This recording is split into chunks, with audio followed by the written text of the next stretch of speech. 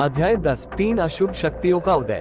काल मंदिर के रहस्य खुलने के बाद वीरांगढ़ में एक अस्थायी शांति छा गई थी। नगरवासियों को ऐसा प्रतीत हुआ मानो अभिशाप अब टूट चुका है, परंतु वे नहीं जानते थे कि अंधकार की असली लहर अब उठने वाली थी। पहला संकेत, रक्त वर्षा। एक रात अचानक आकाश से लाल रंग की बारिश होने लगी। हर बूंद मानो खून से सनी थी। पेड़ों की पत्तियां झुलस गईं, नदियां काली पड़ गईं और मंदिरों की घंटियां बिना किसी हवा के स्वतः बजने लगीं। गांव का पुजारी भागवत शास्त्री, जो बचा हुआ एकमात्र ब्राह्मण था, तुरंत अर्जुन के पास दौड़ा आया। ये तांत्रिक काल का पहला संकेत है। काल राक्षस लौट आया है। 2 काल राक्षस का पुनर्जन्म। काल मंदिर से सैकड़ों कोस दूर एक शमशान में एक अघोरी साधक तप में लीन था। तभी उसके चारों ओर काला धुआं घिरा और वहां प्रकट हुआ काल राक्षस, जो स्वयं को अघोरी का पुत्र बताकर उसकी हत्या कर देता है। मैं हूँ काल राक्षस, वह जो ब्रह्म ज्ञान का अपमान कर साधना को नरसंहार में बदल देगा। वह साधकों की लाशों को खींचता, उनकी शक्ति को निगलता और उनका वेश धारण करता। 3 मायावी तांत्रिक का उदय। दूसरी ओर वीरांगढ़ के बाहरी इलाके में एक साधारण सा युवक विभोरोन हर किसी को मंत्रों और ध्यान के नाम पर सम्मोहित करता, परंतु वह कोई मानव नहीं था, वह था मायावी तांत्रिक। वह लोगों के मन को वश में कर उन्हें भ्रम में डालता और ब्राह्मणों को नीचा दिखाने का षड्यंत्र फैलाता।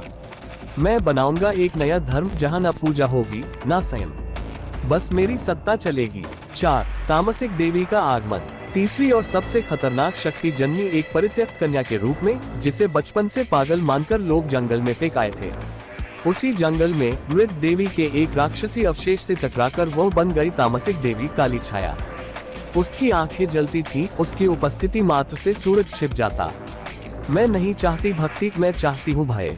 5 अर्जुन की अग्नि परीक्षा। जब ये तीनों शक्तियाँ अलग अलग स्थानों से लोगों को अपने वश में करने लगी, तब वीरांगढ़ में पुनः त्राही त्राही मच गई। अर्जुन, अनिका और रवि ने सभी स्थानों की यात्रा की, साधकों को सुरक्षित किया और ऋषियों की सहायता से ज्ञान प्राप्त किया। हमें इन तीनों का सामना करना ही होगा, अर्जुन ने कहा। एक युद्ध जो केवल शक्ति से नहीं, आत्मबल और सत्य से जीता जाएगा। वीरांगढ़ के चारों दिशाओं से उठती अंधकार की लपटें अब केंद्र की ओर बढ़ रही थीं। काल राक्षस, मायावी तांत्रिक और तामसिक देवी, तीनों की शक्तियां अब एक ही उद्देश्य की ओर अग्रसर थीं। महाकाल का जागरण, एक ऐसा अनुष्ठान जिससे संपूर्ण मानवता का तंत्र टूट जाएगा और अराजकता का साम्राज्य स्थापित होगा। 1 तैयारी, ब्रह्मशक्ति की खोज। अर्जुन ने ऋषि वशिष्ठ की शरण ली। वहां से उसे ज्ञात हुआ कि इन तीनों राक्षसी शक्तियों का नाश केवल त्रिनेत्र मंत्र से किया जा सकता है। यह एक प्राचीन ब्रह्म मंत्र था, जिसे 3 भागों में विभाजित कर 3 अलग अलग ऋषियों ने छिपा दिया था। पहला भाग त्रिलोक पर्वत पर, दूसरा भाग मृतधारा नदी के नीचे और तीसरा भाग सुषुप्त समाधि क्षेत्र में था। अनिका और रवि ने अर्जुन के साथ मिलकर तीनों स्थानों की यात्रा शुरू की। हर जगह उन्हें राक्षसी बाधाओं और छल से जूझना पड़ा, लेकिन वे तीनों भागों को प्राप्त कर लाए। 2 पहला मोर्चा, काल राक्षस का नरभक्षी युद्ध। अर्जुन ने त्रिनेत्र मंत्र का पहला भाग प्रयोग कर काल राक्षस को शमशान क्षेत्र में ललकारा। भीषण युद्ध हुआ। काल राक्षस ने हजारों मृत आत्माओं को जीवित कर दिया, लेकिन अर्जुन ने अपने भीतर जागी आत्मिक शक्ति से उन्हें मुक्त कर दिया। अंत में मंत्र के प्रकाश से काल राक्षस की आत्मा जल गई। तू अघोरी का पुत्र नहीं, अघोरियों की छाया था। तेरा अंत यही है अर्जुन।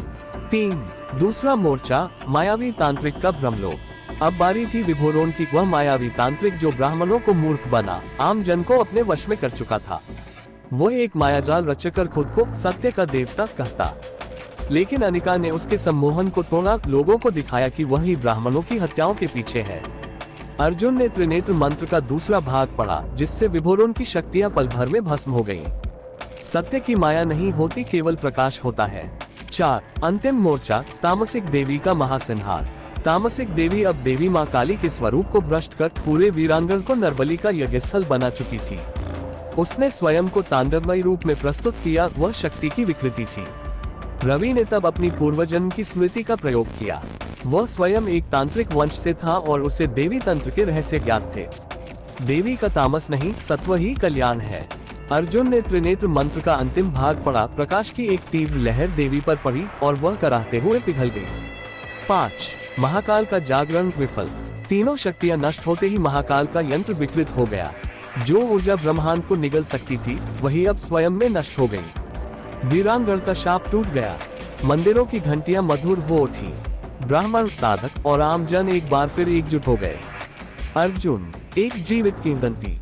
अब अर्जुन केवल योद्धा नहीं था, वह प्रकाश का रक्षक, ज्ञान का संरक्षक और मानवता का सेनापति बन चुका था। अनिका और रवि उसके साथ नगर का पुनर्निर्माण करने लगे।